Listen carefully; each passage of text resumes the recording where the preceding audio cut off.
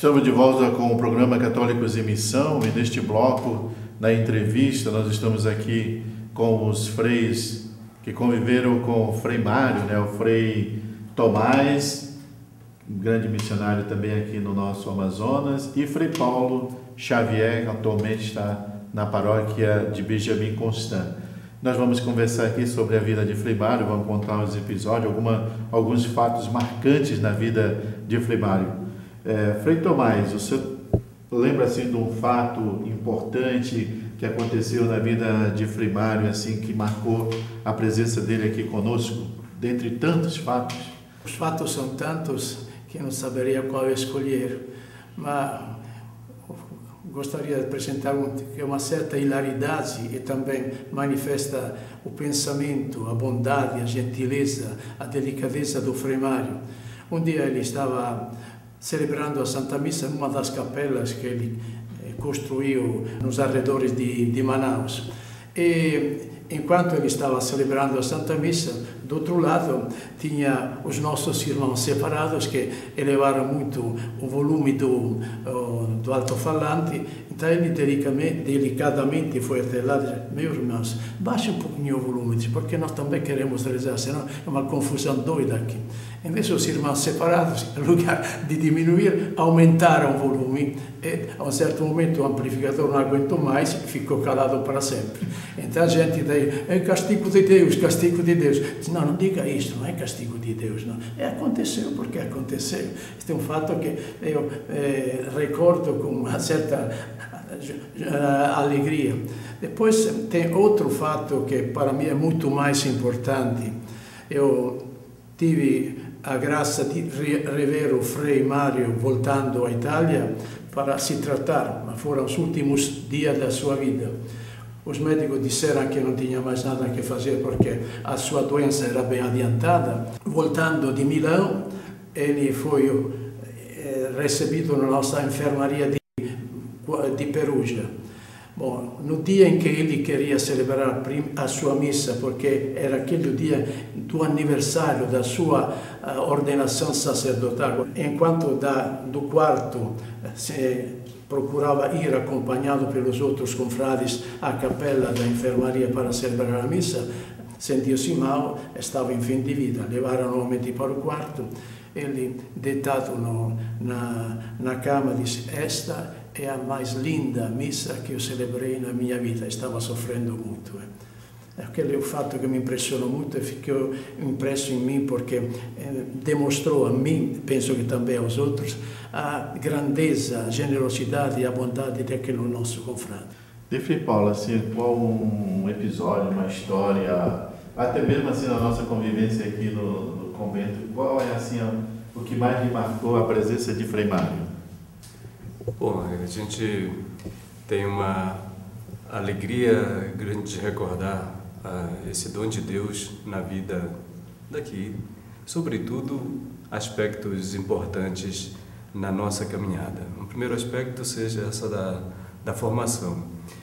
Nós fomos e somos frutos, da experiência formadora do Frei Mário, e seja no noviciado em Tabatinga, como em outras etapas de formação, ele sempre esteve presente.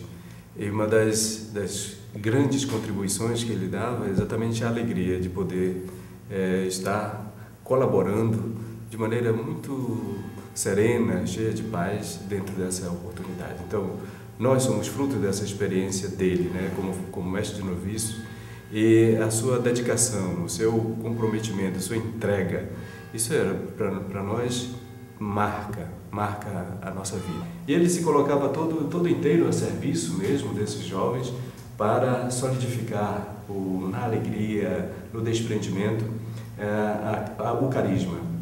E ele dizia que a ordem propõe aquilo que são normas, aquilo que são leis, aquilo que é a Constituição, aquilo que é a vida mesmo, a intuição de Francisco. E vocês aqui, dentro dessa realidade, dentro dessa história, dentro dessa Amazônia, vocês têm a grande missão de fazer a enculturação disso. Então, isso que eu acho que é importante para nós recordarmos é essa beleza do ser franciscano de maneira muito doada, muito entregue. E aí a grande missão que nós devemos fazer para acontecer esse projeto, né? Então, a contribuição dele dentro dessa realidade. E tinha o zelo da missão, o zelo, né, de poder abrir frentes para testemunhar esse projeto tão bonito, franciscano, capuchinho, de Deus, na vida desse povo do Amazonas. E, portanto, essa dedicação, esse entusiasmo de fazer com que também os jovens pudessem ser continuadores dessa missão, ele impunha no coração e na vida de todos esse desejo, né, de não se deixar, era incansável. Então o repouso dele era o rir com os outros, estar em contato com as pessoas, sentir que a missão não tem fronteiras. Então ir diante de todos os aspectos, seja religiões diferentes, seja pessoas diferentes, ele era amigo. Então acho que essa porta da amizade, do desprendimento, é a porta que abre para a evangelização e para a missão. E eu acho que é importante a gente poder testemunhar isso, porque foi uma convivência muito amiga, né, que nós tivemos com ele, muito desprendida, e não tinha tristeza para ele, né. Acho que isso empolga ainda mais de que era um verdadeiro franciscano, né, como ele queria sempre dizer, que a alegria contagia e empolga. E o seu sorriso sempre nos seus lábios manifestava isso para nós. Frei Tomás, o senhor estava aqui quando ele chegou, né? O senhor lembra assim como é que ele era quando chegou aqui para trabalhar, principalmente em São Paulo de Olivença, depois de Benjamin Constant? Eu sei do trabalho dele, particularmente em São Paulo de Olivença. A gente ficou bem impressionada com ele. Ele trabalhava com tanto entusiasmo, como dizia também o Frei Paulo, porque realmente o Frei Mário desejava transmitir Cristo aos outros. Eu fazia com muita alegria. Também, às vezes, tinha que sofrer bastante, porque os primeiros tempos, o calor, carapalas e outras coisas, mas ele ia à frente sem ter aquela preocupação de se preocupar exclusivamente para ele, mas queria dar si mesmo aos outros. Certo. Frei Paulo, como é que foi assim o desejo do Frei Mário de um trabalho na periferia de Manaus, principalmente nos Olhos do Teixeira, já que o senhor também acompanhou esse trabalho junto com ele? Nós estamos aqui no centro de Manaus e a periferia que se expande cada vez mais, e a presença da igreja que às vezes não tem forças para chegar até lá. Então ele se sentia também impulsionado para ir como missionários daqui do centro para as periferias. E esse ir para as periferias significava não ir sozinho, ir com os outros. Então envolver as pessoas, as pastorais, os movimentos e outras entidades.